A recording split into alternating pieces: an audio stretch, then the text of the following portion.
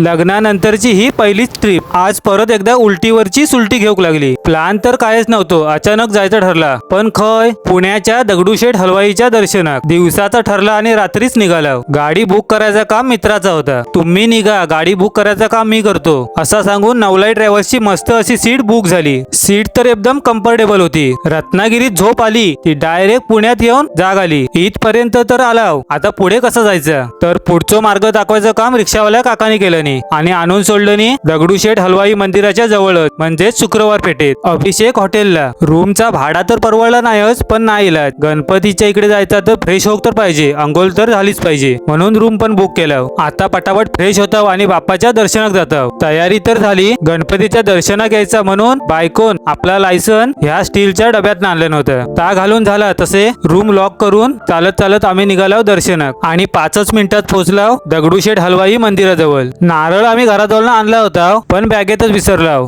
पण नंतर समजलं की देवळात नारळ चालत नाही, म्हणून फुलं आणि दुर्वास घेऊन मंदिरात गेलो. मंदिरात व्हिडिओ किंवा फोटो काढू परमिशन नाही, म्हणून व्हिडिओ इकडे स्टॉप झाली. पण दर्शन मात्र चांगलाच झाला. एवढ्या लांब आलावाय तर बाकीच्या गणपतीचं पण दर्शन घेऊन जाऊया, म्हणून तिकडनाच तुलसीबाग गणपती मंदिर, श्रीमंत पेशवे गणपती मंदिर, कसबा गणपती मंदिर आणि सारसबाग मधला सिद्धिविनायक मंदिर या सर्व गणपतींचं दर्शन झालं आणि त्याच्याबरोबरच शनिवार वाडो आणि लाल महाल पण बघून घेतला.